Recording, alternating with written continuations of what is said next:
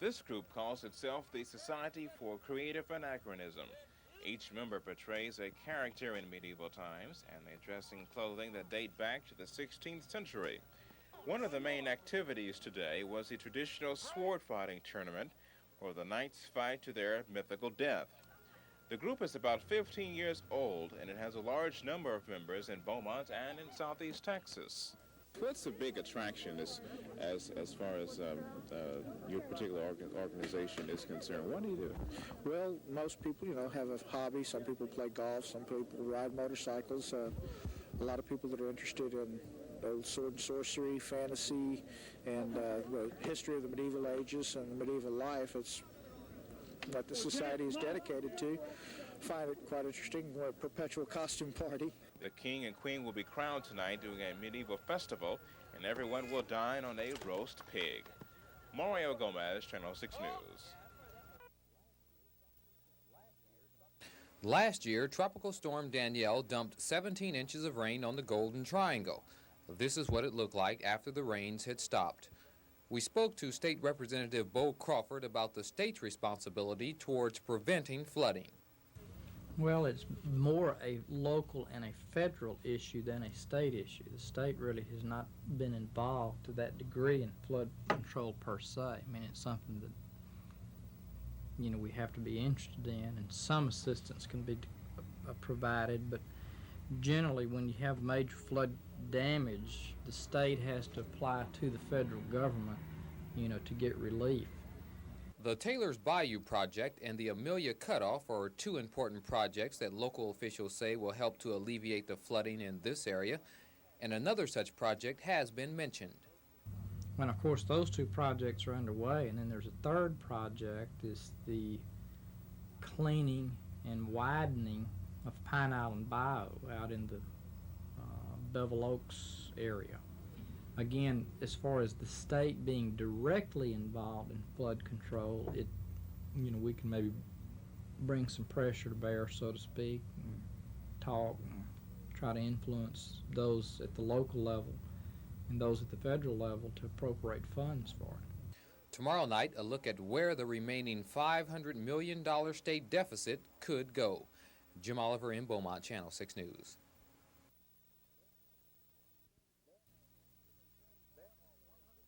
There are 141 installations in the DuPont Company across the nation, 6 in Texas.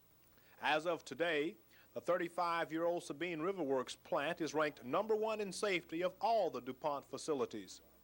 This means that we've operated this plant for 4.5 years without seriously hurting anyone. That means that every person on the plant deserves the credit and congratulations for working safely over that period. If we had been an average chemical company, we would have had 127 of our people seriously hurt during the time that we've had no injuries. Only 2 of the other 5 Texas locations are ranked in the top 25 for safety. From Orange, Wayne Sparrow, Channel 6 News. The normal operation of state agencies is one area. Our state prison system is under a federal mandate to allocate more money for construction of new facilities and so forth. Bilingual education is another issue that the federal judges have indicated that we're lacking in. State employees have asked for an increase of about 33% over the 2-year period. The Speaker and particularly members of the legislature from West Texas have asked that we allocate some of the surplus for a trust fund for the development of water resources in West Texas.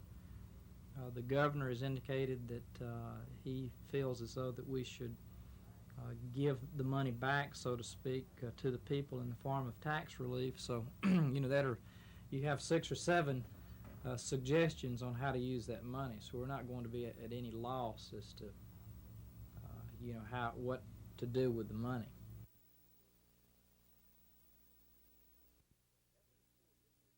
Every school district in the state will be conducting the basic skills test beginning this week. The students required to take the test are 3rd, 5th, and 9th graders.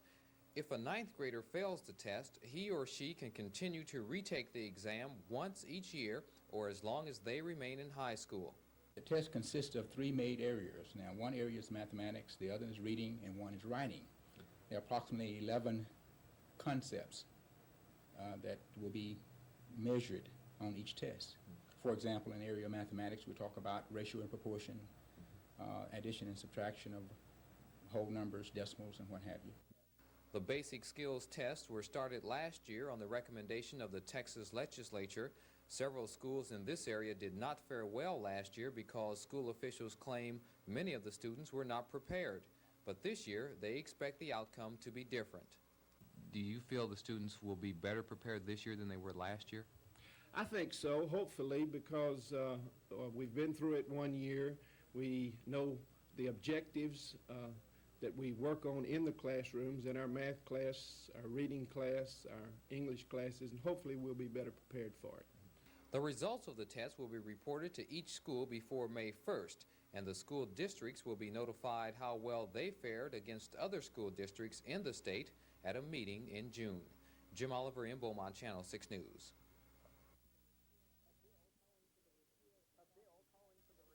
A bill calling for the repeal of the property tax code will be discussed by the 67th legislature in the next few weeks. The code, sponsored by Orange Representative Wayne Pivito and passed by the 66th legislature, resulted in single appraisal districts and uniform assessments. But critics of the bill have pointed out its failures, such as more money being spent and the fact that the wording is unclear, making for confusions by the taxpayers. Dallas has already gone through some of these problems and is mentioned as the testing ground of the Pivito bill. And according to Jefferson County Tax Assessor Collector Nick Lampson, Dallas's problems could very well become our problems. We've seen them already react adversely in many different areas of our state. There have been lawsuits.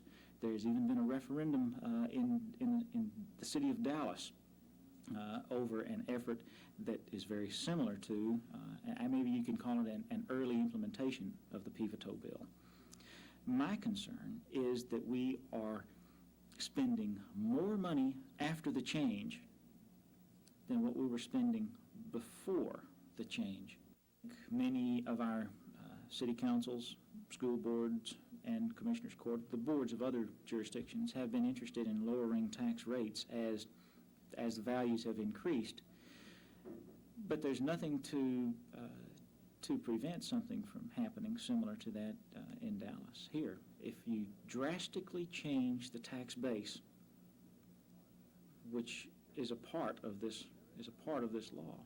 There is no word from Austin as to what chance this bill has of passing. However, should the Pivito bill be recalled, assessments would return to the way they were handled and indeed are still handled. Bruce Cates, Channel 6 News.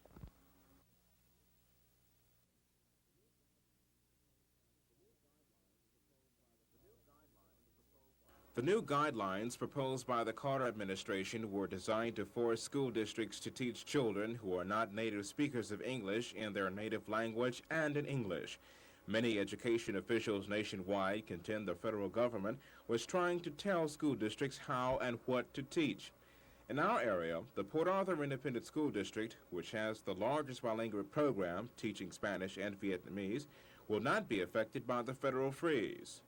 In October, the federal regulations under the Child's Amendment were held up, and they are being held up again until June the 1st, 1981.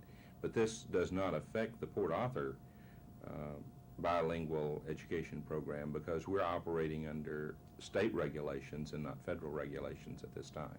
McBee says a recent ruling by U.S. Judge Wayne Justice, which would force school districts to teach bilingual education from kindergarten through the 12th grade, could have a greater effect in our area. In Port Arthur, Mario Gomez, Channel 6 News. How do you get the money to put yourself through school? Well, you can step into the financial aid office of your local college and fill out an application for a federal insured student loan. Then it's your responsibility to find a financial institution to back up your loan request. Chiefly in this area, that means a major petrochemical credit union. Very few banks, or a matter of fact, no banks or savings and loans in this area are lending or have lent in the past few years on these loans. If you're granted a loan, you're only required to pay 9% interest on the borrowed amount and have up to 10 years after graduation to pay the loan back. But the federal government has to absorb the rest of today's phenomenal 18% interest rates, which tags an over $2 billion expense onto the Guaranteed Student Loan Program costs, more than it costs to give outright educational grants. And unless legislation requires students or parents to pay the full 18% interest rates, the Reagan administration has signaled its intention to cut back sharply on loan subsidies. How will this affect the country's colleges, especially Lamar? Also, Lamar is somewhat low cost in terms of education, so a person that would get a smaller loan would be able to function here. The cutbacks may affect very high-cost schools where it's mandatory that a student be able to produce $2,500, $3,000 or so for tuition and fees. More than 200 Lamar students have borrowed through the loan program this year, but that number may decrease as loan costs soar and a cutback is put into effect. Leslie Brinkley, Channel 6 News.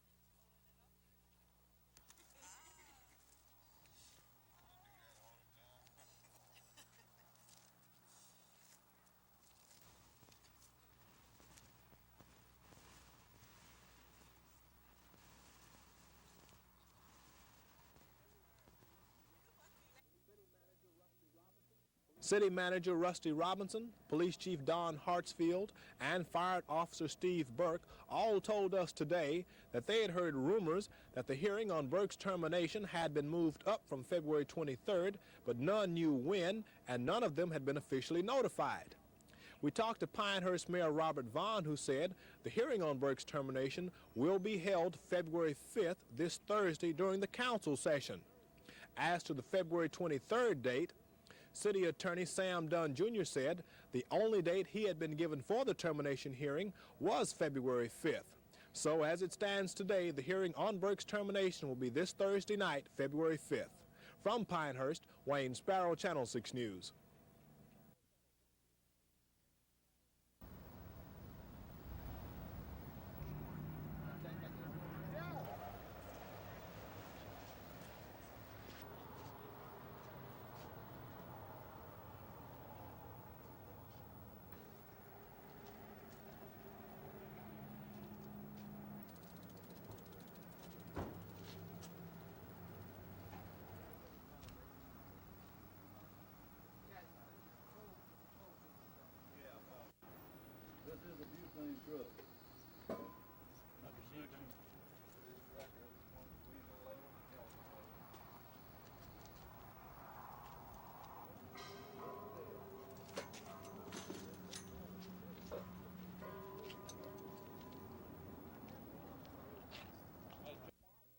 We use the same equipment. Badges, an official uniform, and a holstered gun are security guards' most effective tools.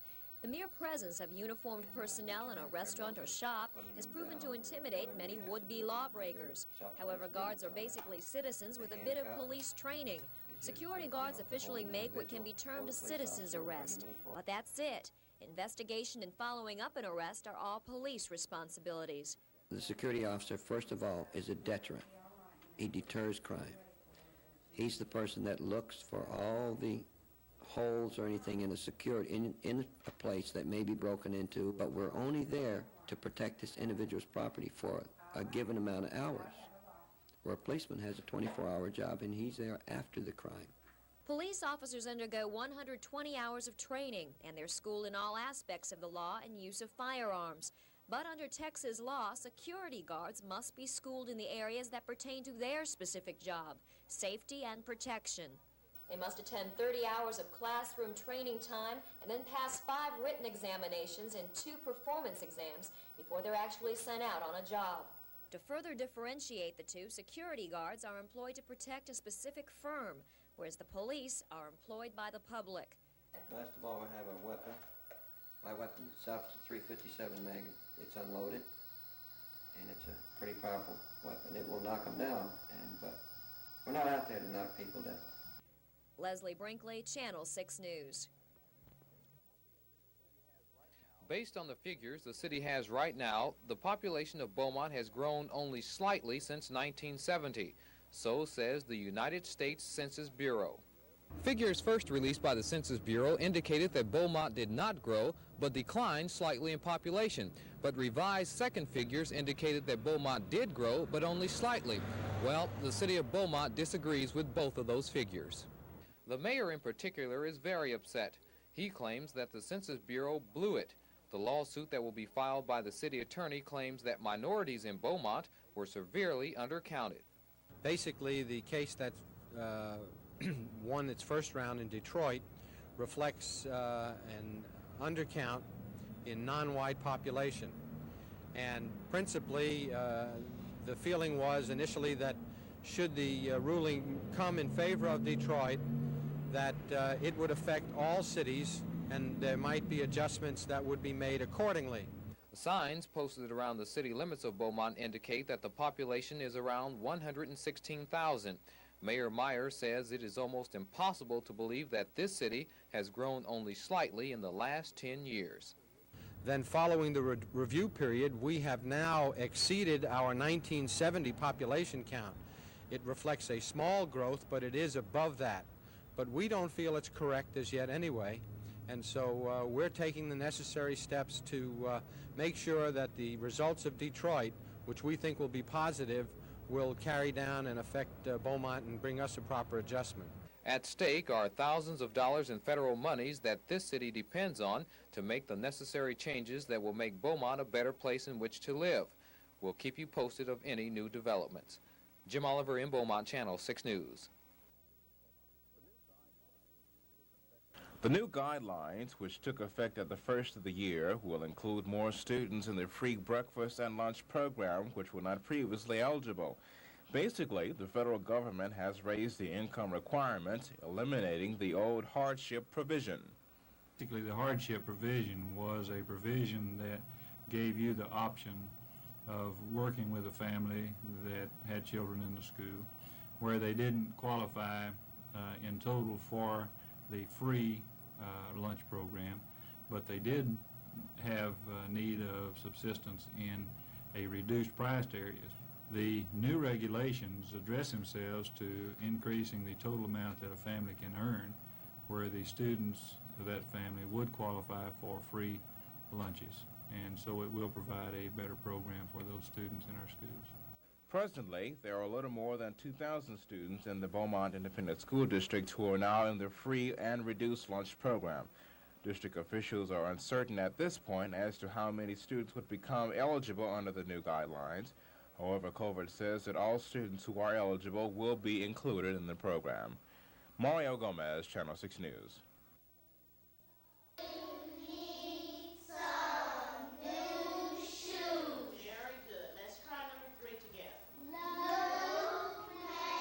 Like those at Sauk Elementary, the little brothers and sisters of these kids here at Cove Elementary might not be following previous footsteps in attending Sauk and Cove.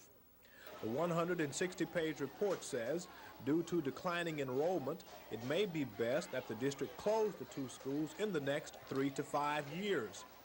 We asked School Board President Dr. Joe Ben Welch why the 34% drop in elementary students. The biggest factor probably would be available housing in kind of a suburban area to the north and to the west of us. Most of the housing that's been built in the immediate area in the last few years has been in those areas, and that just seems to be where the people who are raising families are moving. Compared to other nearby districts, West Orange Cove property taxes are low. School officials are predicting that will be noticed in the future, with families staying in the West Orange Cove district instead of moving to the higher tax areas. From Orange, Apparently Wayne this Sparrow, looks as though Channel that 6 News. philosophy This of day it. reinforces that arrangement.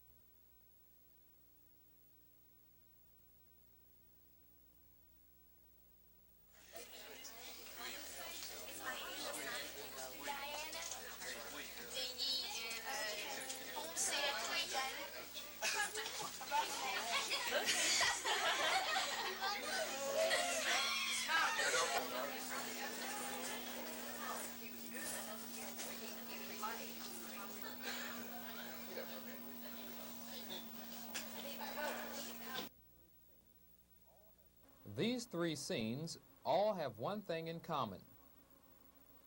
All have been positively influenced by the PEP committee.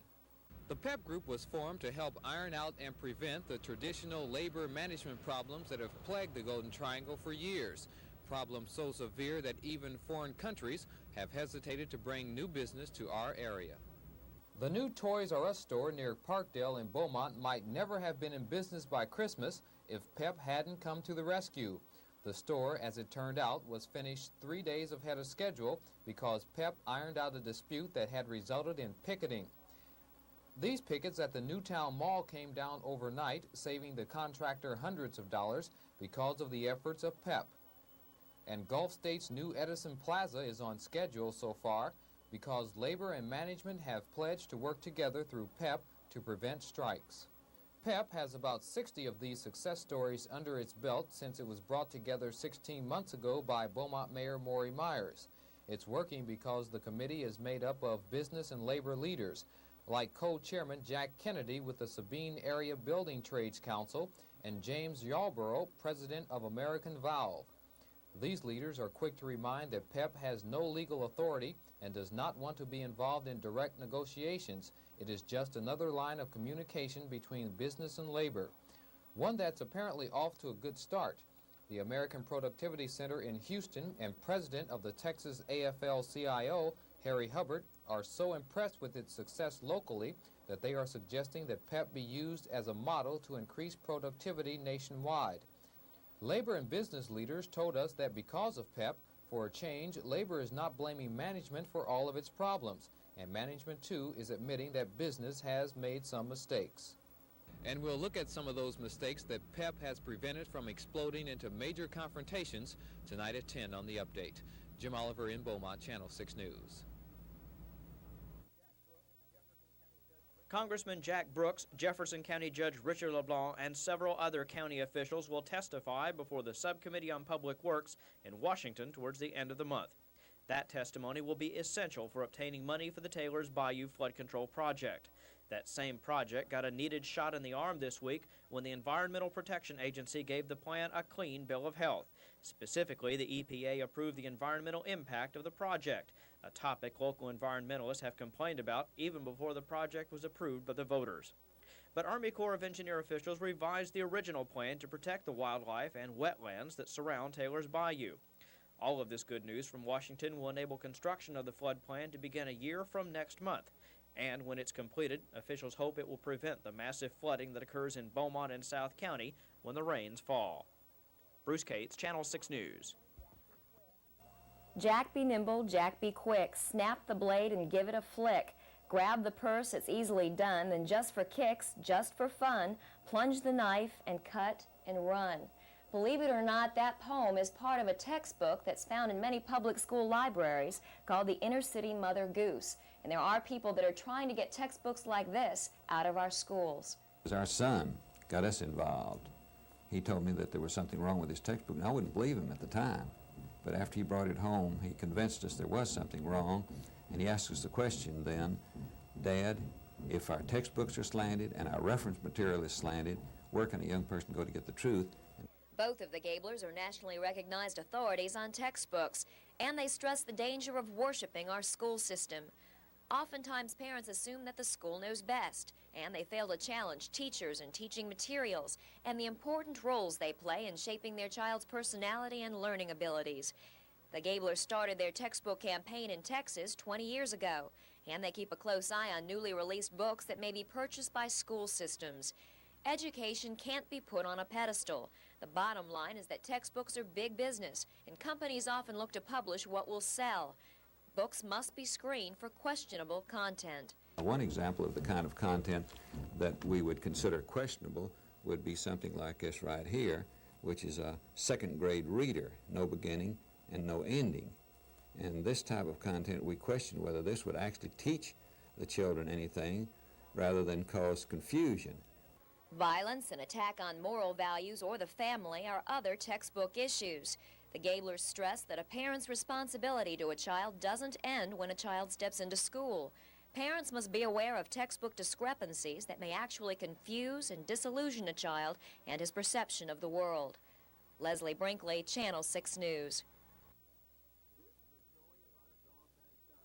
This is a story about a dog named Shadow, who, after being away from her home for almost a year and a half, is on her way back home to Chicago. Shadow is now a former hostage after she was dog-napped by a strange platinum blonde woman 15 months ago. The dog was last seen in a Huntsville, Alabama motel several months ago when she appeared on the doorstep of Mrs. John Morris in Warren, Texas. Well, Mrs. Warren, who had a lost dog returned to her, accepted the task of finding Shadow's rightful owner. After calling a Chicago phone number on a dog tag, Mrs. Warren told the relieved Ulrich family that Shadow was alive and well. And now, Shadow, complete with a yellow ribbon, prepares to board a Texas international flight to Dallas. I have a dog, and somebody returned my dog to me when it was lost. And the lady wouldn't take a reward. She said just if I ever found a dog, to try and find a home for it. And that's what we did. So I imagine you've grown emotionally attached to Shadow. I sure have. I hate to see her go. But my dog is happy she's going. He hasn't spoken to us for 2 weeks. Shadow will be met at the Dallas-Fort Worth airport by Mrs. Rita Brown, and she will personally escort Shadow back to Chicago. Mario Gomez, Channel 6 News.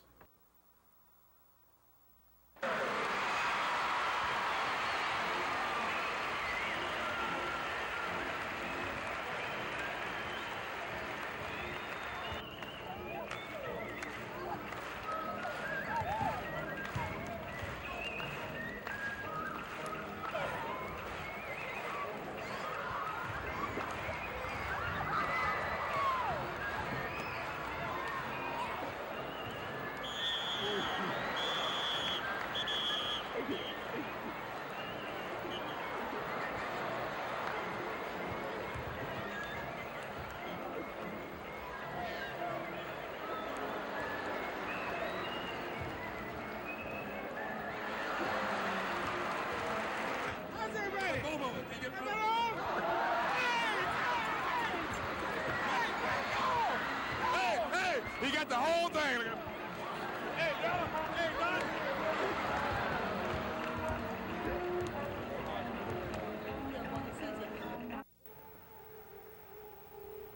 The district did not follow the advice of consultants and former Central High School.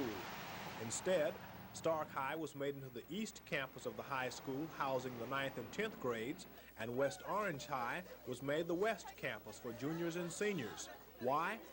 Economics and facilities dictated almost that we at least try the split campus concept. The idea, new in Texas high school education, has proved successful. The district's latest consultant's report received yesterday says the idea is good because the needs of 9th and 10th graders are different from those of 11th and 12th graders. West Orange Cove has not been the only testing ground. Quite a few districts in the state have utilized the split campus approach to their high school arrangement.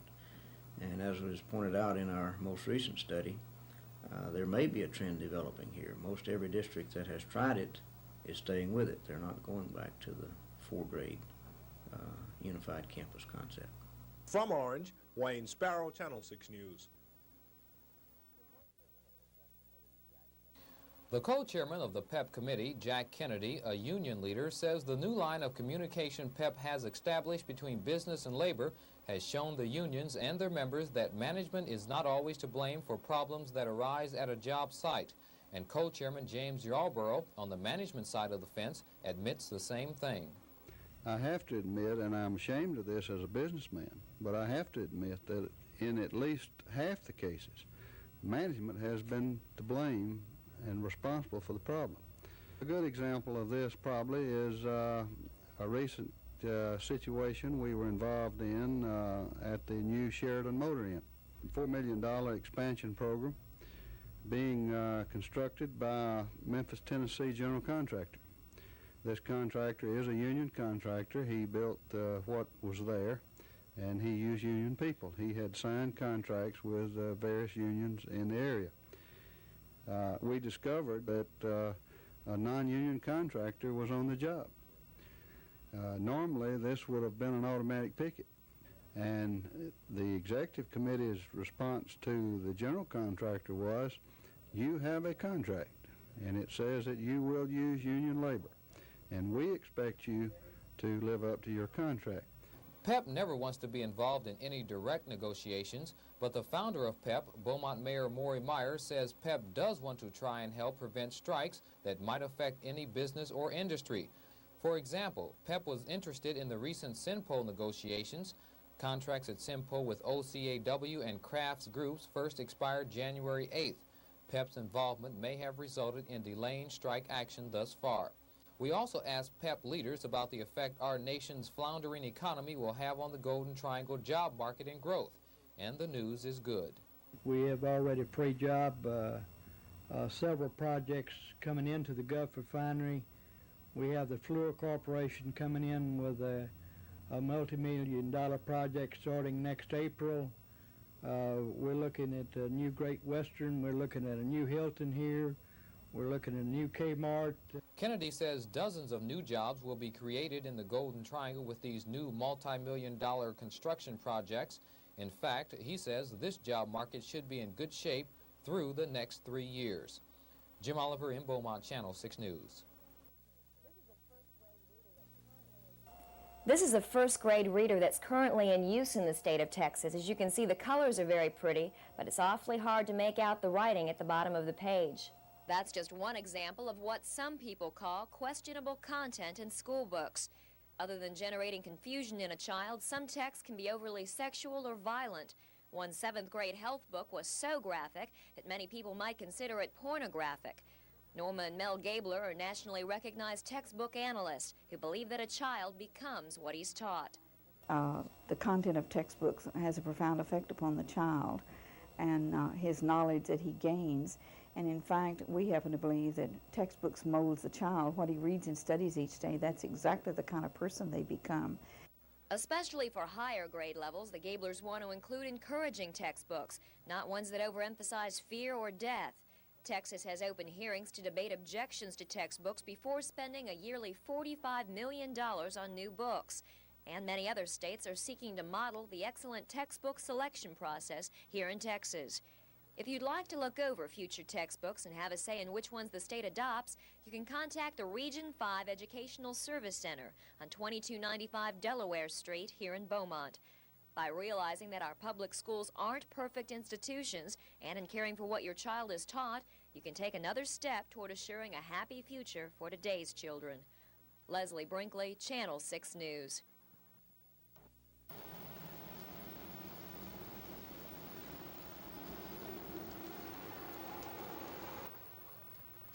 I'll tell you this, you probably saved us a hell of a disaster. If they'd like one, when we have a cold norther coming down that freeway, If Mike and Oscar's there, just let tell Oscar to run it up. Mike can stay there. They had to get in the front doors. They were locked. Doors were locked. And I can't see that there's anything that, well, I can see what they're thinking about. You can see right there again, like you said, that's the way that other bed was.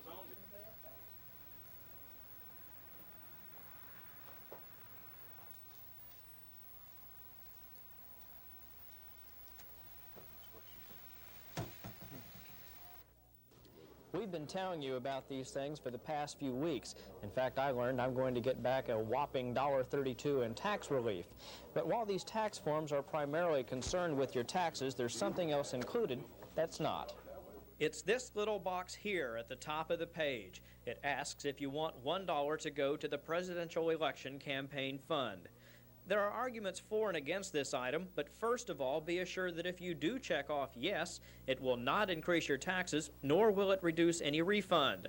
The purpose of the system is to keep large contributors from giving large sums of money to a certain candidate. 5 years ago, Congress passed a law cleaning up the presidential campaign finance system, and now, rather than having 153 individuals giving $20 million, 20 million people can give $20 million. Ideally making the candidates more responsive to the individual taxpayers that elect them. On the other hand, people can still make large donations and still check off the $1 fund. The system is not perfect, but it does represent a stab at a change in the way we elect our presidents. By the way, if you do need help with that tax return, the Southeast chapter of the Texas Society of Certified Public Accountants is offering taxpayer education courses starting today. For more information, you can call 838-1605. The courses run for 1 week, and it's a free service. Bruce Cates, Channel 6 News. Children without a home are given a home. That's basically what adoption is. 75% of prospective parents want a preschool-age child or infant, and they're referred to a private agency where easy-to-place children are handled, and this usually involves around a $6,000 fee. But the Department of Human Resources has a more difficult problem. They handle hard-to-place children, blacks, children over 6 years old, or those with physical or emotional problems. And they've noticed an openness growing in adoption. Okay, I don't notice the economy making any great difference. The big difference is now people are willing to adopt older children, children with problems, whereas just a few years ago everyone wanted to adopt a baby. And a child, say, over 5 or 6 years of age was not even considered adoptable.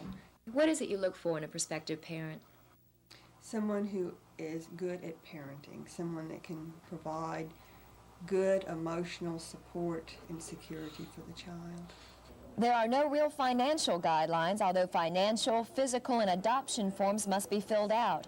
If someone meets all qualifications except financial support, the state will provide an adoption subsidy, just as long as the children are provided with a stable, emotionally secure home. Leslie Brinkley, Channel 6 News. Well, I knew what was going to happen to begin with. I felt like the council had already made up their minds prior to the meeting on what they were going to do, regardless of what evidence was presented to them, witnesses or anything else. You feel like you got a fair shake? No, sir, I sure don't.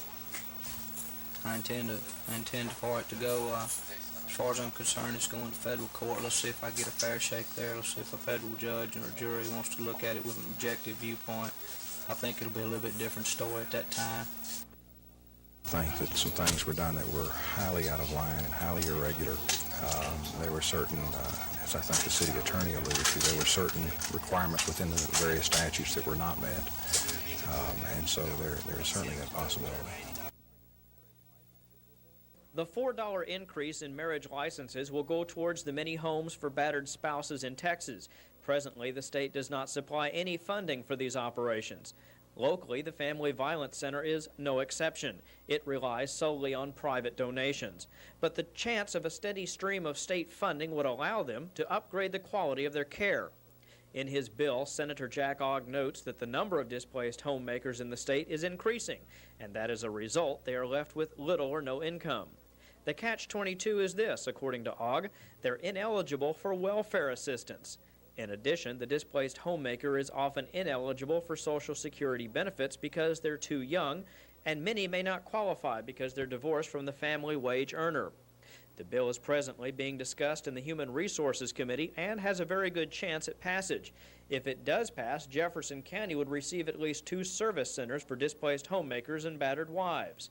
We'll follow this story and report new developments to you. Bruce Cates, Channel 6 News. Mary Blackshears of Port Neches says her 6-year-old son is more accurate than any instrument when it comes to detecting air pollution, especially when the wind is blowing from the northeast. That's the direction of the Texaco asphalt plant. Shortly after midnight Thursday morning, Jason Blackshears' air pollution alarm went off. He began coughing and experiencing one of the worst asthma attacks he's had since the family moved to Port Neches 2 years ago. That attack was severe enough to keep him out of school yesterday morning.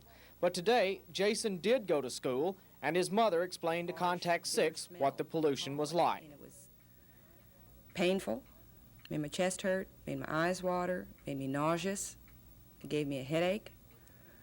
I took care of him, gave him his medication, and put the vaporizer on him. And I was up for about 20 minutes, and by the time I made it to bed, I was very, very ill. Blackshears called Contact 6 yesterday morning after failing to get any help from the Health Department, the Port Neches Police Department, and several other agencies she contacted. So we contacted the Air Control Board. They told us they had not been notified by Texaco of any industrial accident, but would investigate.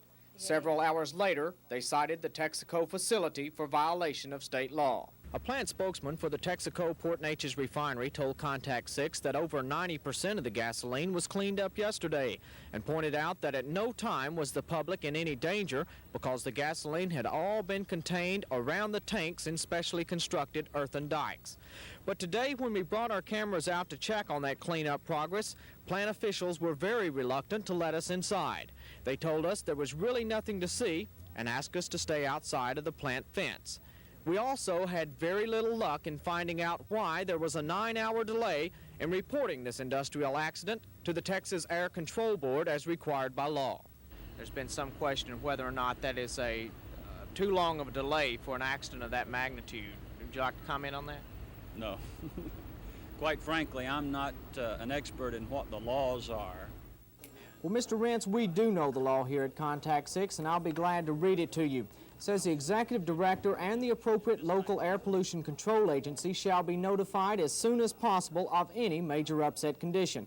You can get a copy of this law and a list of the people you should contact at the Air Control Board office. Reporting for Contact 6 News, I'm Keith Ellis. Lesher was fired as police chief stemming from charges of misconduct. An attorney from the Combined Law Enforcement Agency of Texas, a police union, is representing Lesher in his suit. The former police chief says he did not receive a fair deal and he will have a hearing in federal court. We're guaranteed certain rights under the United States Constitution. My rights were violated. There was also an attempt of character assassination on me, and I have begged and pleaded these people to give me a hearing. They refuse to. Federal law states that they will give me a hearing. And being as though they refuse, and I've attempted every way I could to get a hearing, I now intend to have a hearing in federal court. Last night, the Pinehurst City Council voted to uphold the firing of police officer Steve Burt, who was relieved of his duty as a result of complaints from Pinehurst residents. Burt says the council treated him unfairly, and he too may seek some type of legal action. Mario Gomez, Channel 6 News.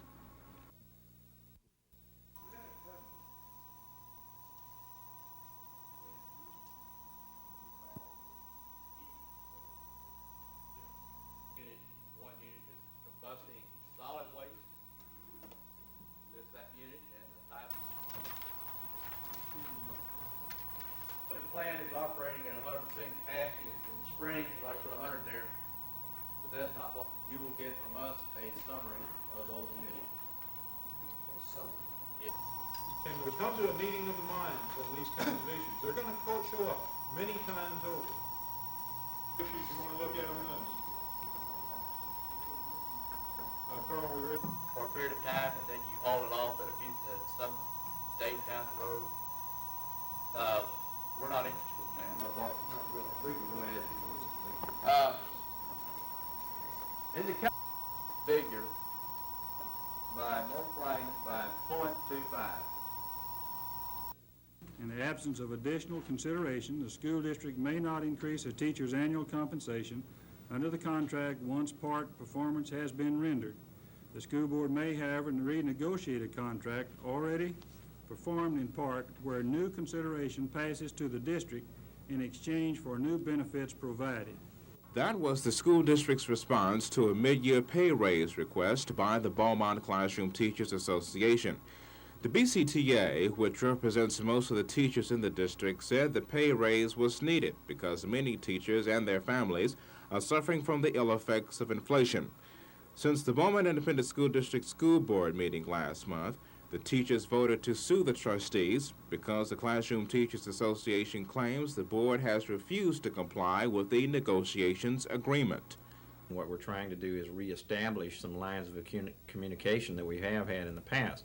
We sought to do this through, first of all, talking to the board and then filing a grievance. Though all of those have been denied us, we are now seeking legal action as the next logical step to force compliance with the amending procedure in our PN agreement. Hopefully, if we can get compliance with the amending procedure, then we can develop a workable negotiating process with the board. Superintendent James Colbert says he has not received any legal notice of a suit, and he will refer the matter to the school district's attorney. Mario Gomez, Channel 6 News. It all began here at the Beaumont Municipal Courtroom. A press conference was held for the news media, and police officers from throughout the Golden Triangle were informed that they would be in on the Golden Triangle's largest drug bust to date. The press conference lasted about 15 minutes.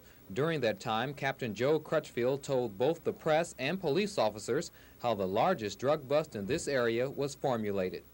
I don't know if you remember, we busted 13 school kids one morning before school. Then we arrested, I think, 3 or 4 other people before school. This didn't seem to get the message back to the kids. We ran across an agent that could pass as a high school student, and we put this agent in the school. And that agent was able to get the names and addresses of several of this area's largest suppliers of drugs, and he turned those over to the police department. The press was invited to cover several areas that were being raided.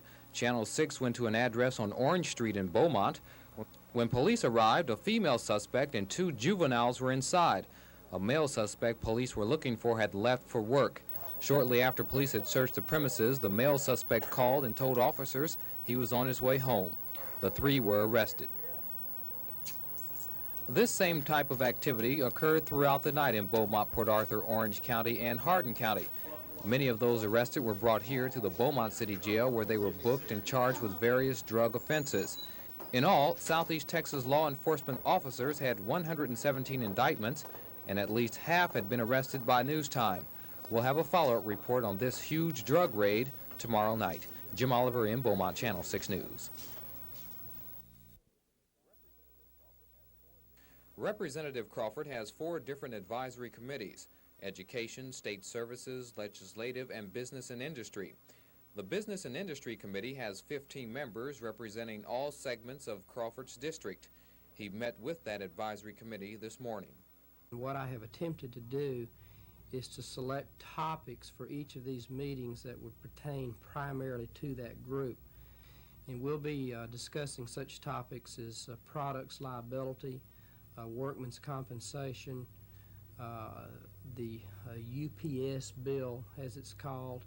The Business and Industry Committee comes in handy in an area like this. There are several major industries in the Golden Triangle, and it helps to know what goes on in such industries. And the purpose of all of these committees is to allow me the chance to meet with representatives from people who are closest to the situation. And they could give me their opinion, advice, input. Then I could take that, and that would be very instrumental in my making, a final decision on how we'll vote on some of these key issues. Tomorrow night, Representative Crawford will explain why the Texas Senate has passed so many bills and the Texas House has not. Jim Oliver in Beaumont, Channel 6 News.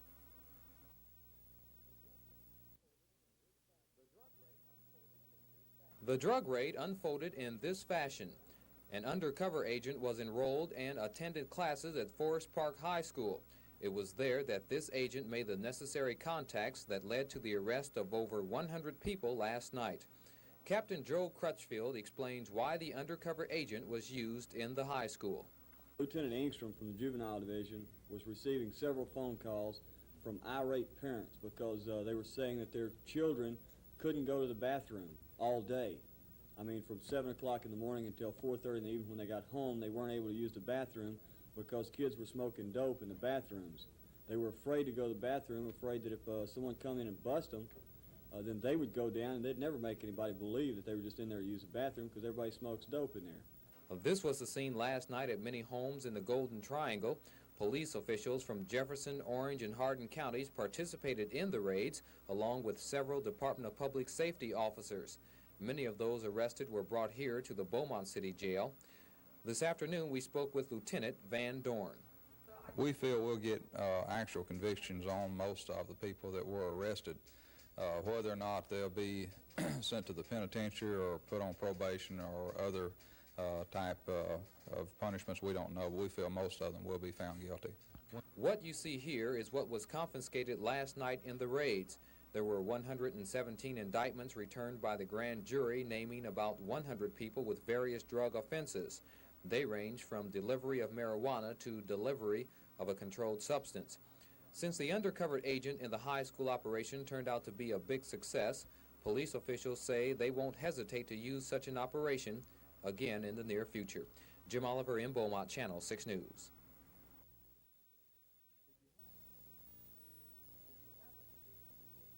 If you happen to be in the Gateway Mall area at about noon today, you probably smelled the strong aroma of gourmet food. If this is true, you are in the neighborhood of the annual Boy Scout Cook-Off. These youngsters here are preparing everything from smoked ham to baked potatoes and shish kebab. I think this, just enhances what we try to teach in scouting, and that is self-reliance and maybe survivorship. And it proves the ability that they can work together, provide a meal for themselves. The scout advisors cannot participate in this. They are merely bystanders and serve as advisors only. They do not prepare any of the meals. The boys do this all themselves. We got strawberry tarts for dessert. We have shish kebabs, dove breasts, and baked potatoes. Mm-hmm. You plan to sell this, or you just going to devour this after everything's finished up? We're going to let the judges taste it, and then we're going to devour it. Now, are you guys any good? Can you really cook? Sure. We're scouts, aren't we? Mario Gomez, Channel 6 News.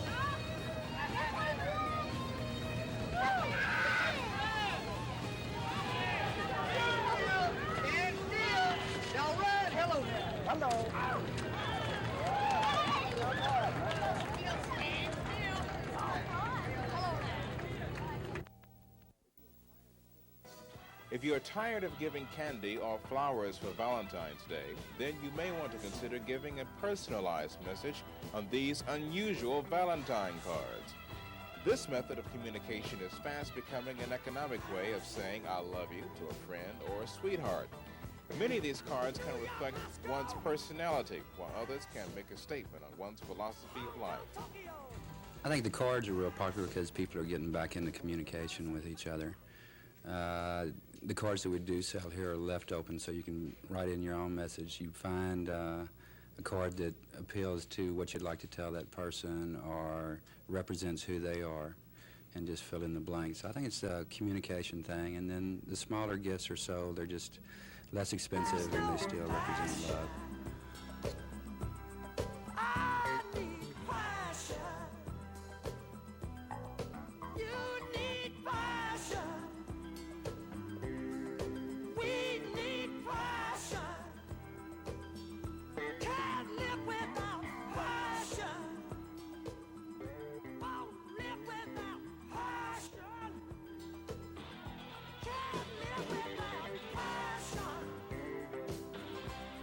Mario Gomez, Channel 6 News.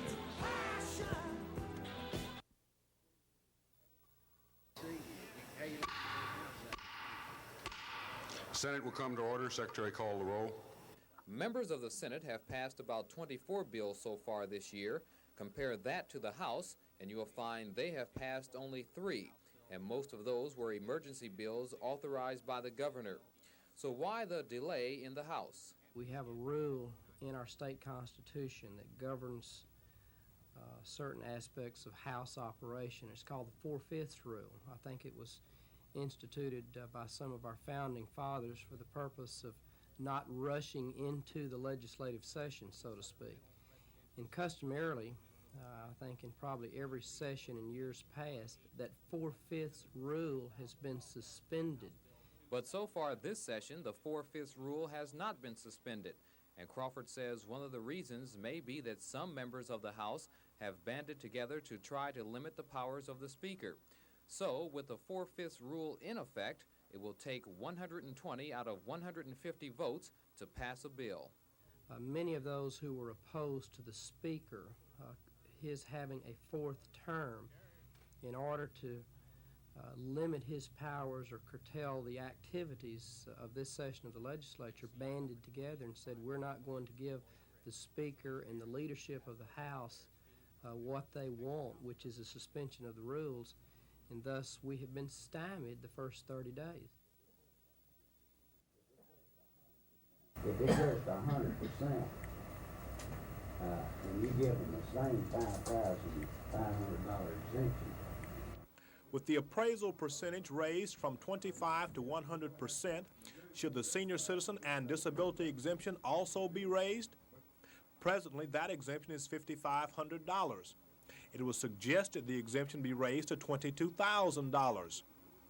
Will the county be losing money if the exemption is increased? Will senior citizens be penalized and have to pay more taxes if the exemption is not raised? These and other questions concerning the money matter were discussed today. Commissioners and tax officials didn't have all the answers. The result? The issue was tabled so it could be studied in detail before any decision is made. From Orange, Wayne Sparrow, Channel 6 News. When the transfer of prisoners is made from the old jail to the new jail, 20 additional jailers will be needed to watch over them. In this morning's Jefferson County Commissioners Court meeting, Sheriff Dick Culbertson requested 20 jailers and 3 assistant dispatchers for his staff.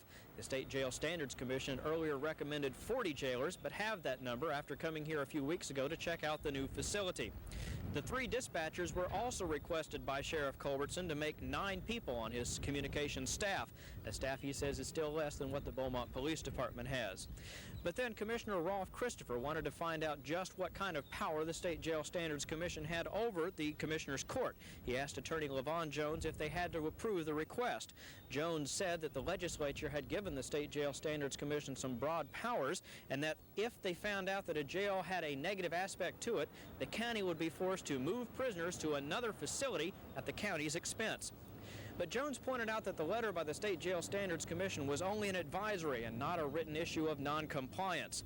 County Judge Richard LeBlanc then made a motion to hire 15 additional jailers, 5 less than what the sheriff had requested, but no communications people. His amendment lost by a vote of 3-2. So the situation is one of wait and see. No additional jailers will be hired at this point, and they'll probably just wait to see if they get an issue of noncompliance from the State Jail Standards Commission. From the Jefferson County Courthouse, Bruce Cates, Channel 6 News. Cities often sign contracts with outside agencies to provide mosquito control. And the City of Port Arthur's contract has expired, and they're reassessing which methods of mosquito control are in the city's best interest. Several Port Arthur residents voiced their opposition to spraying for mosquitoes from planes at this morning's council meeting. Their concerns are ill effects on the environment and on health. I would prefer see them spray during the nighttime with the truck instead of being with the airplane during the daytime. This airplane is spraying over your water, your drinking water, your Lake Sabine, your freshwater canal, your reservoir, and all of this. I think it is hurting us. It's got to hurt us. In a matter of ground that we can cover in an amount of time, the airplane is far superior to the trucks. If these chemicals are applied properly under EPA and label guidelines, there are no environmental problems at all. And how big a problem will mosquitoes be in 1981 in the Golden Triangle? Well, if the weather stays a little on the warmer side like it has been, we may see the mosquitoes reappearing in as little as 1.5 months. But in general, mosquito populations are unpredictable on a long-range basis, so we'll just have to wait and see. Leslie Brinkley, Channel 6 News. Today was a first in Orange County. After this morning's Commissioners Court meeting, Judge Runnels remarked it was the first time both the commissioners and the employees were both happy with something. Many of Orange's 340 county employees have been upset with delays in receiving their paychecks. Well, the bubble finally burst when it was suggested last week to get the checks out on time. The checks be issued 5 days after the end of the pay period. Paydays have always been the end of the period, the 1st and the 15th, and the County Employees Union didn't want that changed. The problem was worked out today. We will continue to pay on the 1st and 15th, but the day that the department heads or elected officials cut you off, like 5 working days ahead, the treasurer, the auditor, and the payroll department will go ahead and will prepare the payroll as if you were going to be there until the end of that pay period. Instead of tying up the computerized pay system with last-minute changes that could cause delays, department heads will now notify the payroll office on payday to hold back any employee's check that needs to be changed. That change will be made and the check issued the following business day. From Orange, Wayne Sparrow, Channel 6 News.